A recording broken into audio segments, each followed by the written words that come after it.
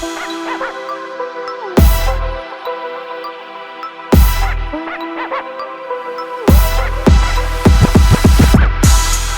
everyone, this is JaneTaff the Sage and Deanna Vestal, your career catalyst. with the Lipstick Leadership Legacy Podcast. This is our second podcast. What's up, y'all? Look, we are still here. And since we are still new, let me tell you what we're all about. The Lipstick Leadership Legacy Podcast is hosted by two sassy, intelligent, tell it like it is women in the Sacramento, California area. We dish about culture, women in leadership, current events, and any other juicy topics that affect the leadership experience. Our goal is to inform, entertain, and evoke curiosity, inspiring you to have provocative conversations in the workplace, amongst your friends, and with your loved ones. We're so glad you're tuning in with us today via podcast, but did you know that we have a YouTube channel as well? Check us out. You'll see our faces and you can subscribe so you can keep up with what we're doing.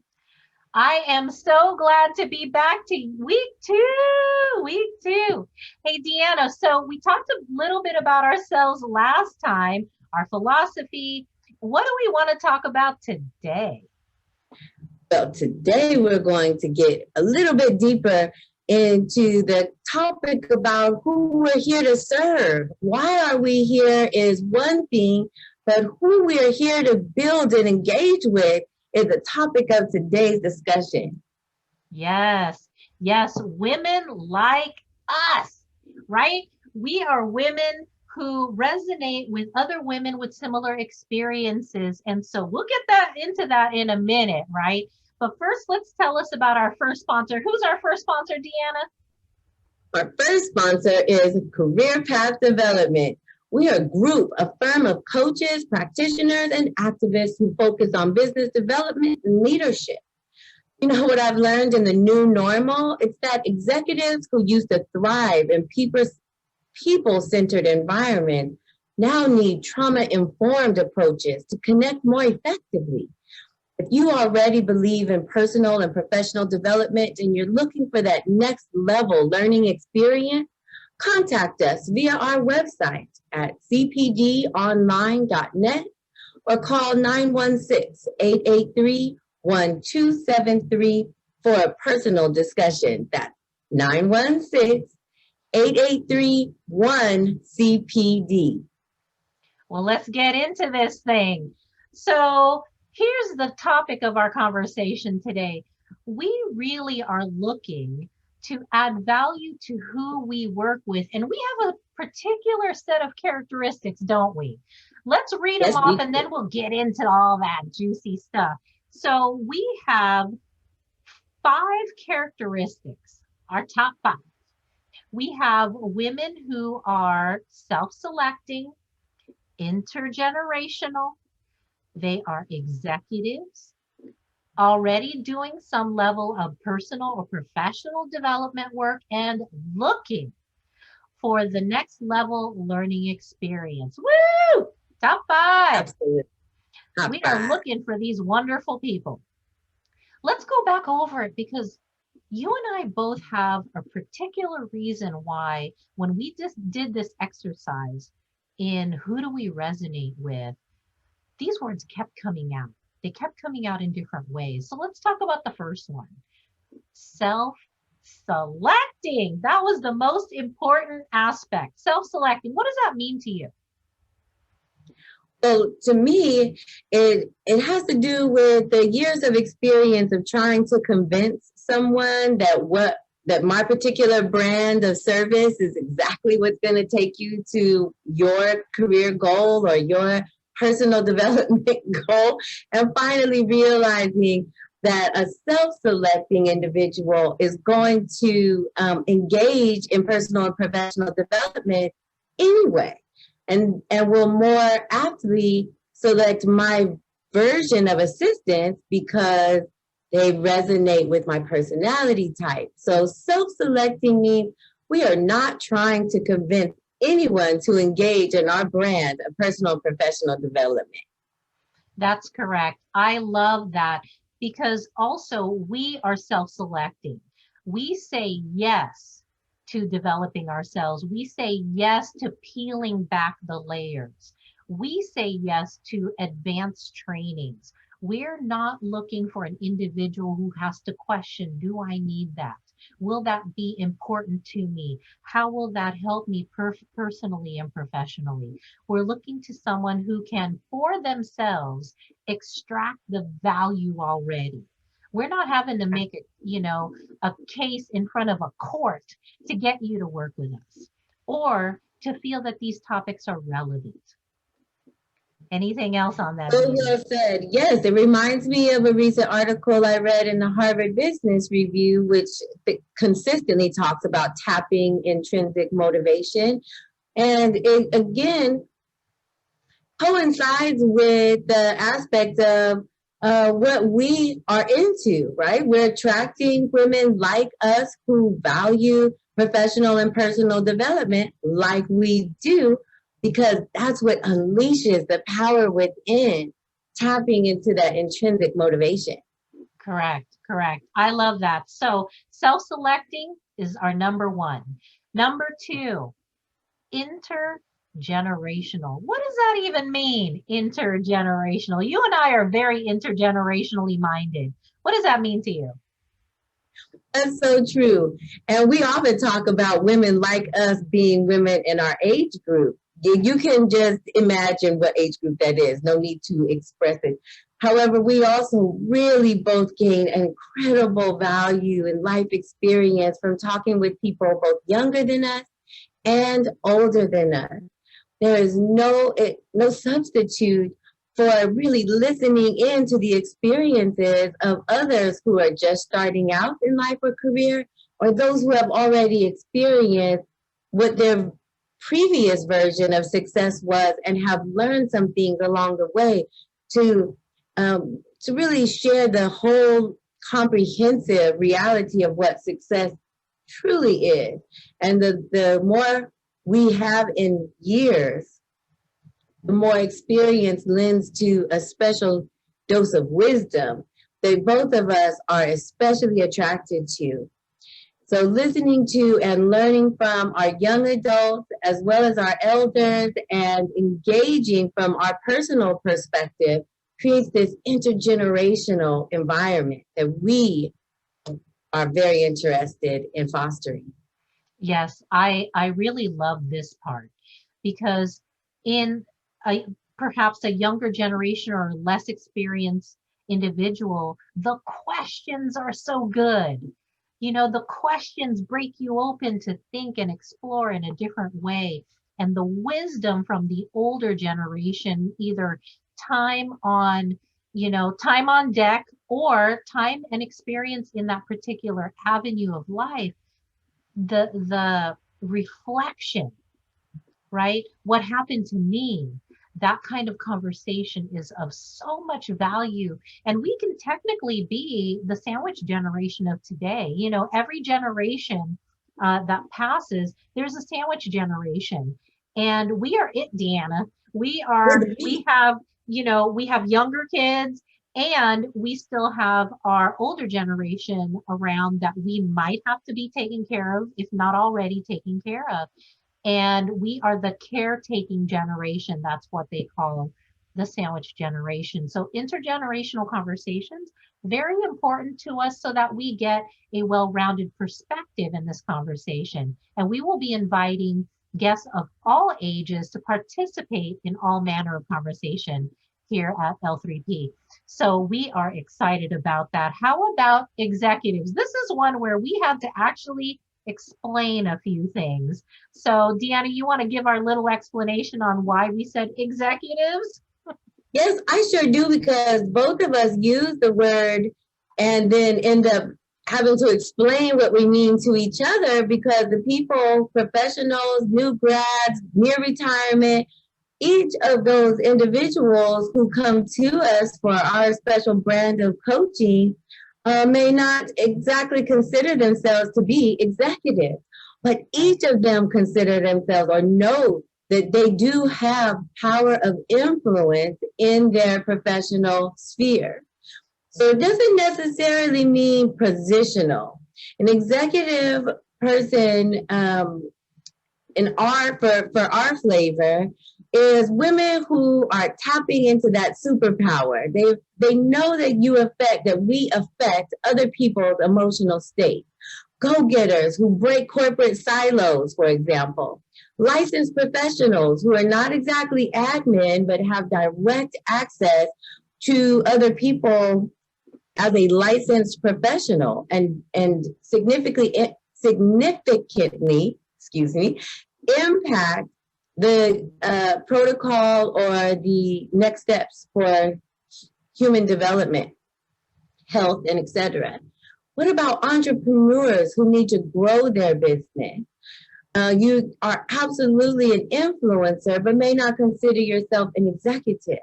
And those human capacity builders, folks in HR, trainers, social workers, professors, people who would not consider themselves executives per se, but have the experience, the education, and the groups of people, the audience that absolutely depend on their level of expertise for clarity in their lives.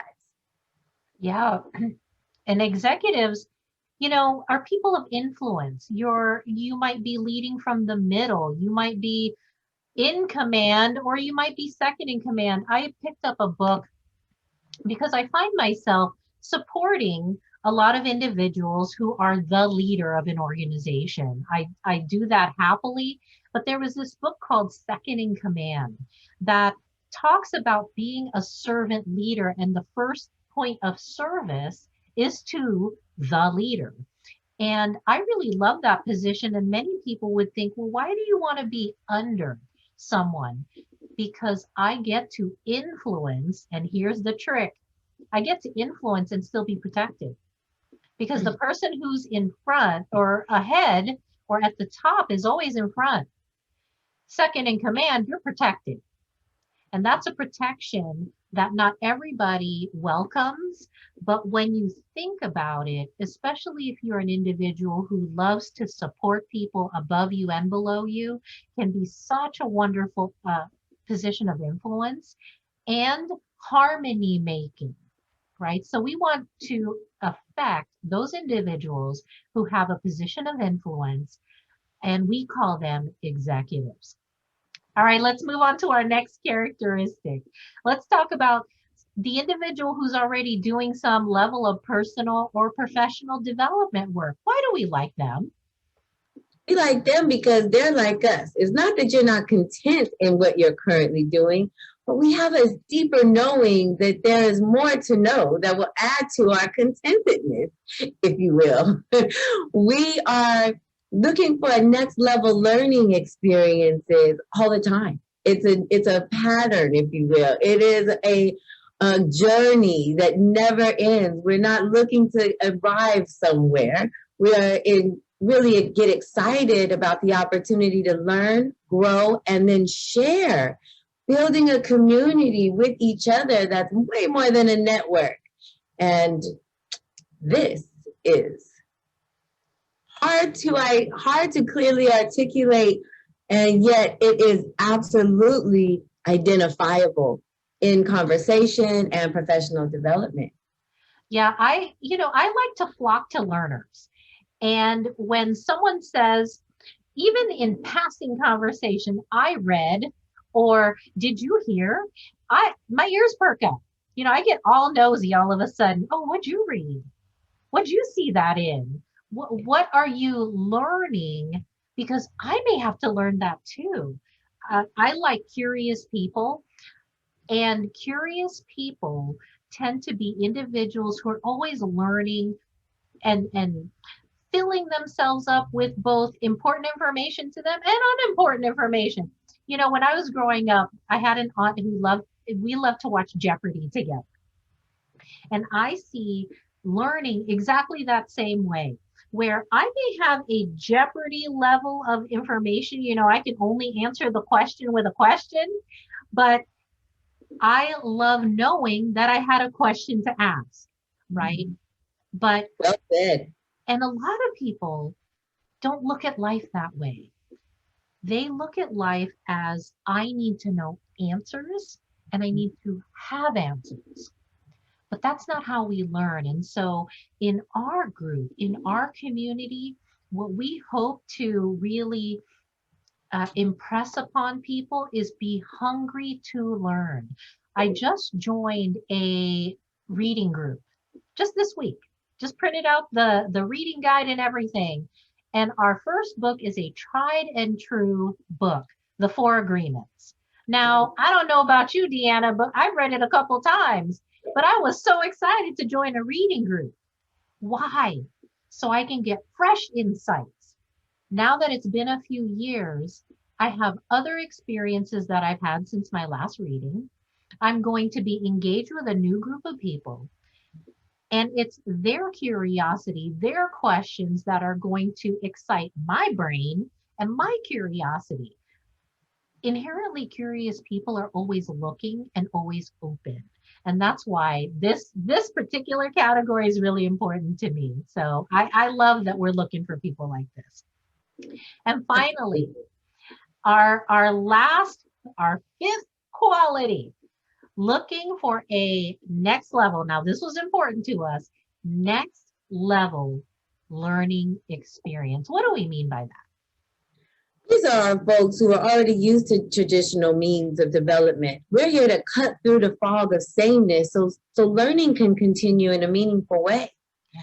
Next level learning means so much to me because I've been in leadership roles and have had traditional training. I'm sorry about that. Yeah. Hey, this is real life, right? I was just saying that about next level learning. Yeah. In my past life, in corporate America, in my past life, I've been in leadership and have learned how to lead, if you will. Those are air quotes. Yeah. And yet at the same time, I continued to feel dissatisfied until I elevated my vision, learning to ask better questions, one, and two, by aligning with thought leaders I wanted to be more like. Here's an example. I saw you speak one time many years ago as the host of a Toastmasters competition. And I thought to myself, now that's someone I'd like to work with, get next to. I'd like to know that chick. But it was all about how you carried yourself and had an ability to connect with the audience. Here's the thing. Getting to know you and working with you shares so much more in the experience about how you do interpersonal relationships. It's truly what fuels your public speaking. It's that critical personal interaction that has taught me so much about connecting with the big surprises that are hidden in what's next. Yeah. Yeah. Thank you for that compliment. You know, you bring that up and it always cracks me up because I was like, that was years ago. And it's taught me so much. If you saw me then, my judgment of myself would have been like, you're nervous, you're standing here, but you're so right. We've been traditionally taught that communication is in certain dimensions.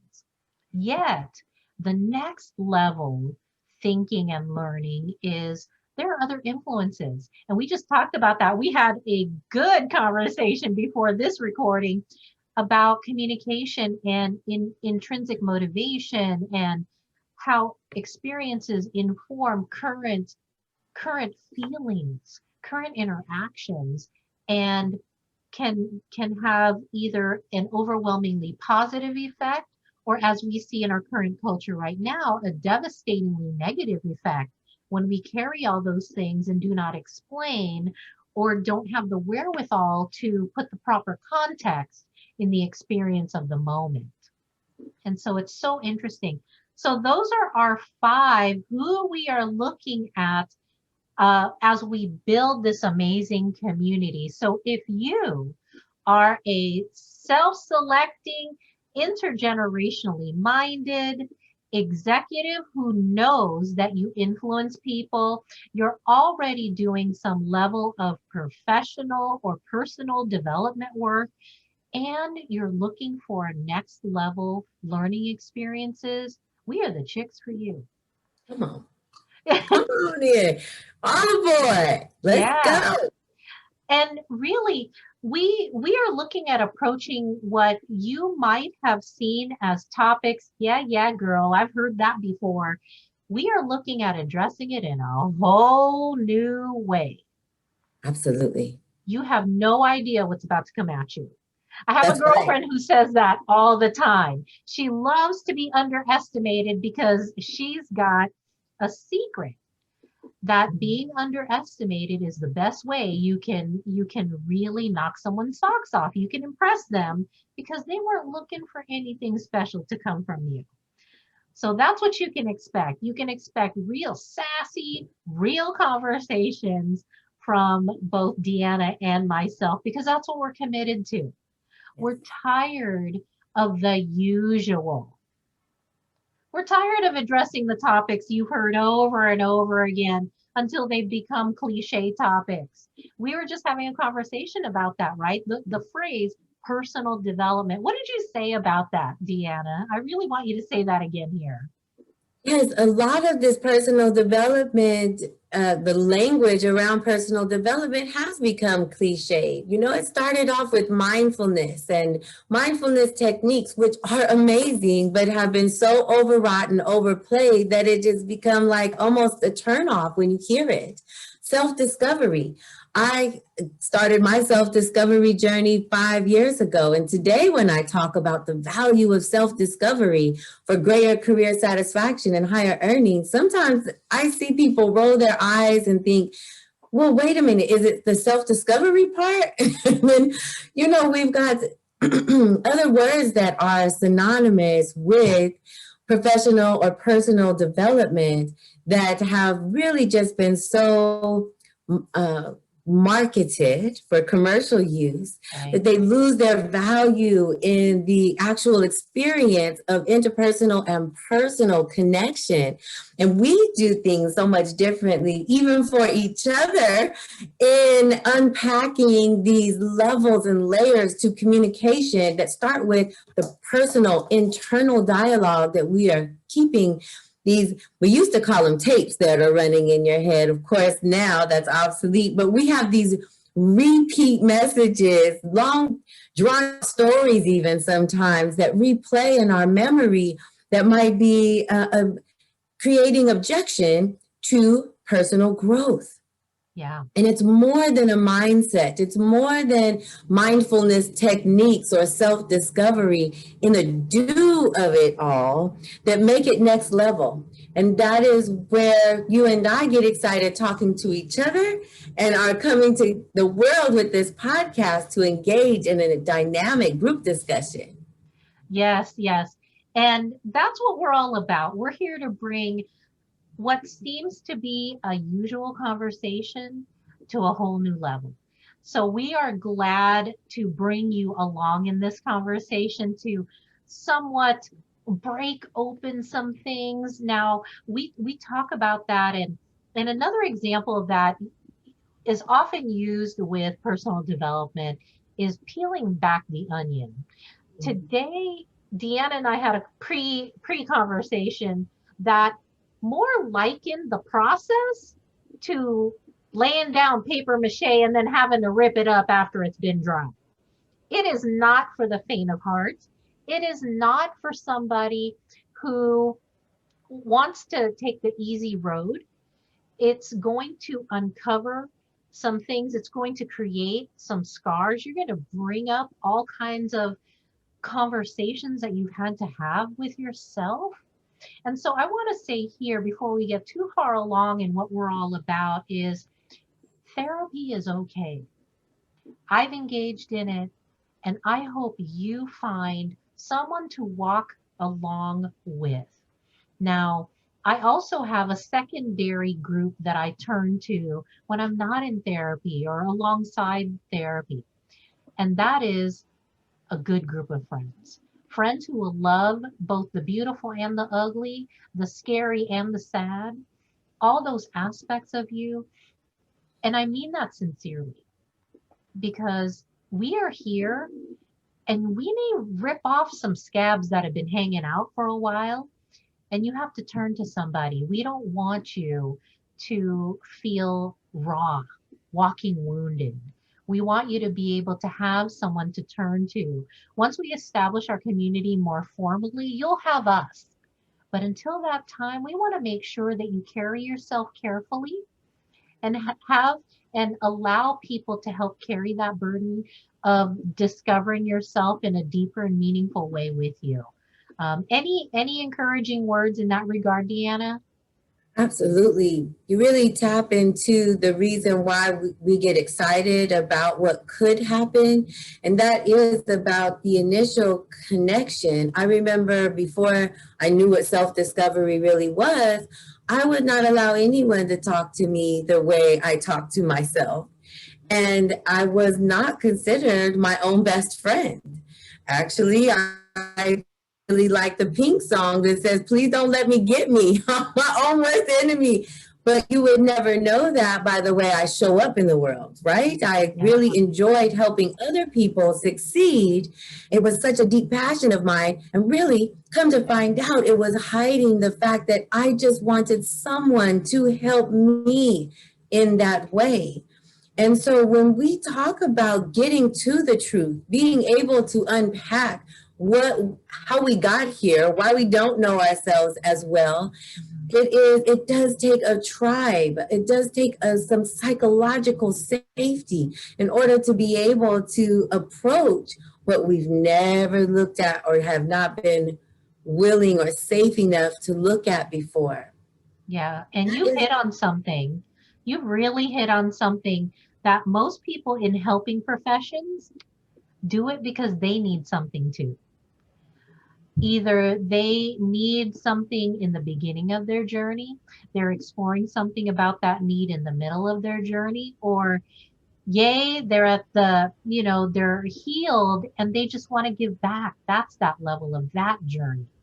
But helpers need help, right? Deanna and I started this conversation talking about helping and having a forum for other practitioners just like us, because, even therapists need therapy, right?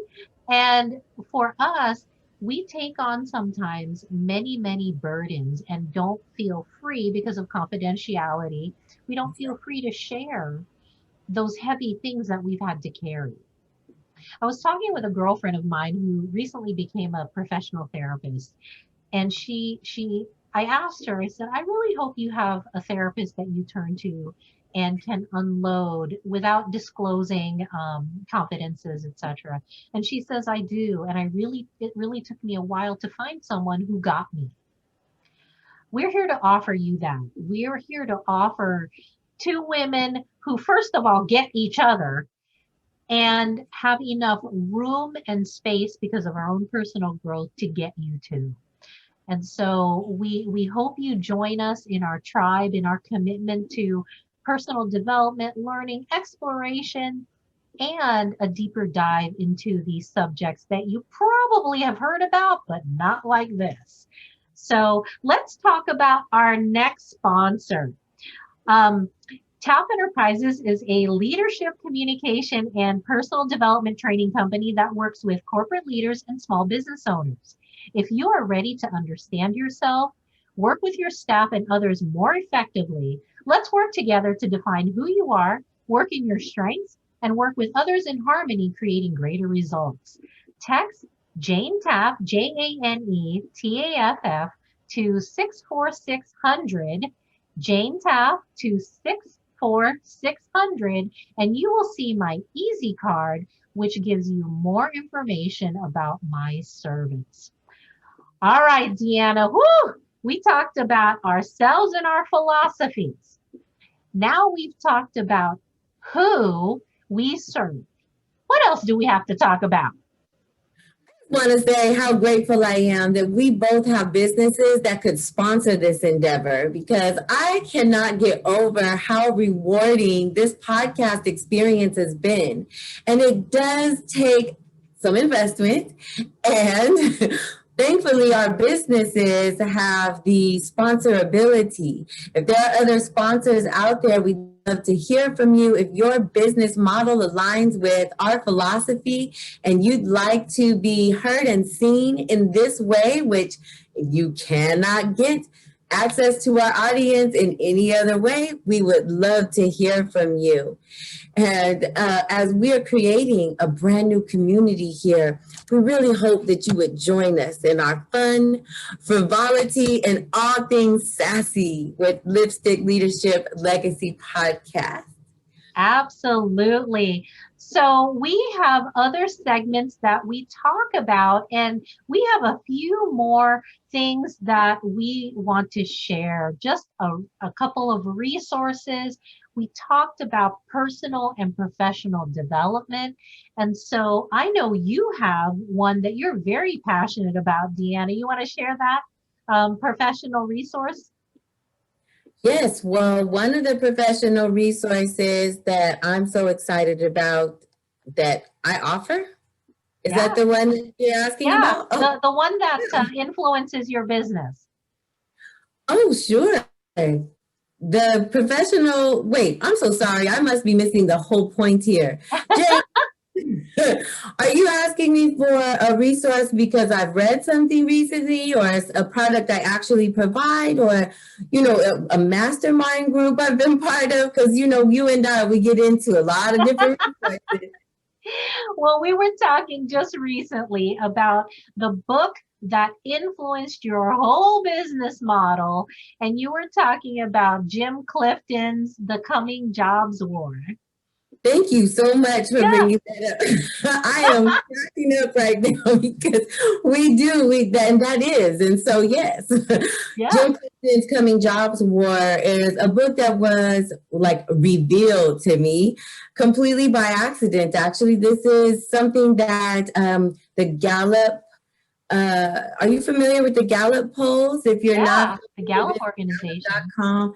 Yes. And one of the big research areas that is studied is what makes a good job internationally. This is around the world. And the Coming Jobs War was talking about how in the future, 2020, that jobs would not only be considered valuable for the amount of income or retirement benefits, but that millennials would come into, new adults would come into the fold at an incredibly high rates, numerically, and start demanding that there be on-site training available, professional development, that meaningful relationships could occur as part of the work experience, that there would be an opportunity for contribution in terms of leadership or short-term leadership opportunities that would be available, and that actually people would be willing to work for less if the full package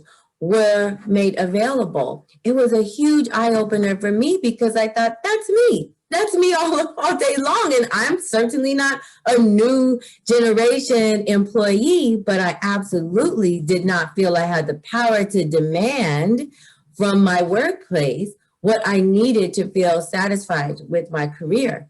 And so I decided to align my business philosophy. And at the time I was a career coach, and decided to align those desires from other people, the younger students at the time who were college students coming out into the workforce, with a survey that might help me tap into what motivates them in the workforce.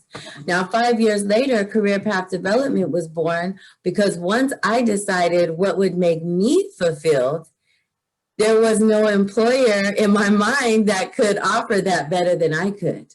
Yeah, I love that. I love bringing up what influences you, because you are very well read and you consume the resource thoroughly. I'm one of those, I get the high points, but I love talking to individuals who not only see the high points, but the deeper philosophies, and you've actually integrated these philosophies to become your business practice. So I wanted to make sure our community heard that you really practice what you preach because you've internalized it. And we had this great conversation just yesterday. Why do we pick the books we pick and why. And so I know for me, and I just kind of mentioned it, for me, I like for it to be useful. I want concepts that I can take in, understand, and use immediately. And usually the ones that make the most impact for me are books that I can practice on someone else, techniques that I can practice on someone else. So, 21 Irrefutable Laws of Leadership, 21 laws of leadership that you can immediately start to practice.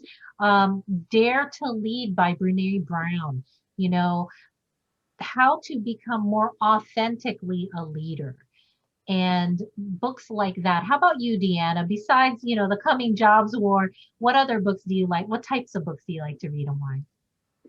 Gosh, you really, when you brought up the 21 Irrefutable Laws of Leadership, you got my mind going. And as what is your title? You completed the John Maxwell Relationships series, Yeah. which is that how you're licensed as a coach?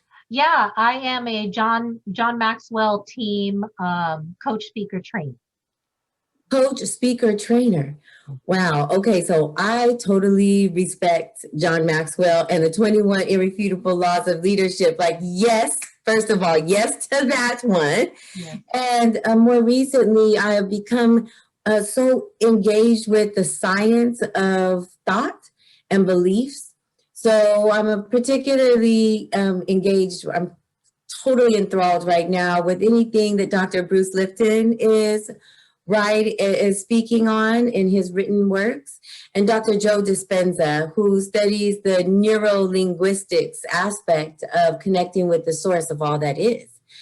And I have to give credence to the Holy Bible these days, because revisiting the Holy Scriptures, if you have a belief system that says the Bible is filled with holy language, it's a new perspective as an adult that has completely new meaning and more of a theoretical application, where I feel like I'm becoming my own author of the book of my life. That is highly influenced by my upbringing in the church, which, for those of us who were raised in the church, it might be a little disconcerting to hear me talking about the science of thought and the biology of beliefs, and then in the same breath talking about the Holy Bible. But this is how I get down. So Yeah. Yeah, because God shows up in different ways through different means and touches you and affects you in your life today. That's what's so interesting about holy text, that it's alive and applicable. It is never stale or out of touch. And I think that's what at least our faith belief comes from, and that sustains us. Now, if you believe something else, that's okay too. You get to believe what you believe, and we love believing the way we believe. And so, I have never gone wrong saying, whatever is your text that you believe, live it out.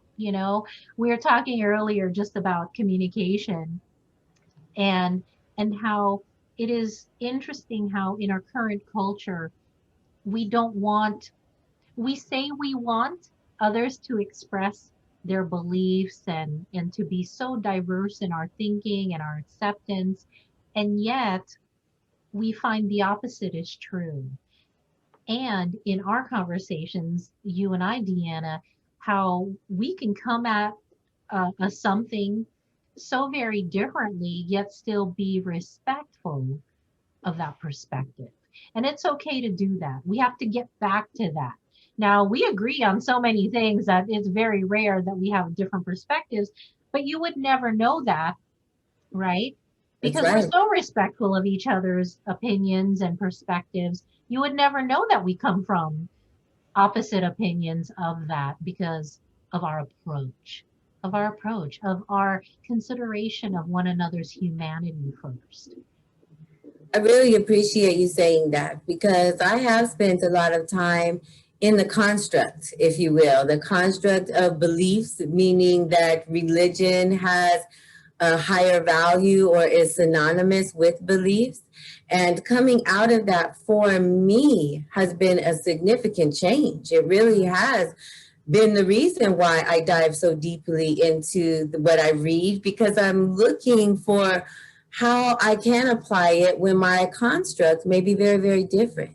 And all my life, I have been very interested in how Jews think and the holy text from, let's just say, the Kabbalah, for example, or how Muslims think and the holy text from the Quran, for example. And I've been fascinated by how fascinated I am and kind of quietly respectful, because I'm just so construct driven or easily maintained, if you will, not to put anyone else off or not to get my own feelings hurt. Mm-hmm. And this is a beautiful opportunity for us to explore beliefs that go beyond religion, beyond political affiliation, beyond gender, beyond generations, and really start sharing ideas and being okay with identifying where those ideas come from. Yeah. Yeah. And you're so right there. There is a genesis, if you will. There's no other better word. There is a genesis of where your thoughts come from, why they are what they are, why you think the way you think, right? It may be trauma-based. It may be positively based. It may have a strong foundation. It may have a weak foundation, but it comes from somewhere. And for you to grow personally and professionally, I would suggest that you engage in that work. Find out the genesis, the bottom of why you think the way you do, because it becomes very freeing, even though it feels like an expedition of, Indiana Jones. I don't know exactly where it's coming from, and a rock may roll onto me and spiders may jump out, but I guarantee the prize of self-stability and unknowing is worth the journey. I know now, after years of being on this journey, I would not trade any of those pitfalls, backtracks, or other things of that nature that felt hard in the moment for the stability and self-assuredness and confidence that is devoid of ego. I would not trade. I would not try to avoid any of those things, because what I have now is gold. What I have now just feels so good. I feel comfortable in my own skin for the first time, and it may be fleeting. It's just a minute, but it feels good. We hope that for you.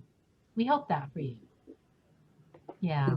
And by sharing it, maybe extending the experience, and although allowing it to be for as long as it is, and yet really investing in what the secret sauce. How do we combine each other's experiences and really get in that same bowl together so that we can create something extra special that's even better when mixed together? Yeah. And we have more. We have so much more. All right. So our sneak peek for next week, we are going to talk about, and you might have to listen very carefully to how we phrase our next topic. We are going to talk about the holiday funk, having an attitude about, not of, gratitude. So having an attitude about gratitude. We know it's not all fun and games and holiday songs. And we are really looking forward to diving into that topic next week. Now, we want to say thank you so much for tuning into this week's Lipstick Leadership Legacy podcast. This is JaneTaff, the Sage, and Deanna Vestal, your career catalyst. May your lipstick stay fresh and your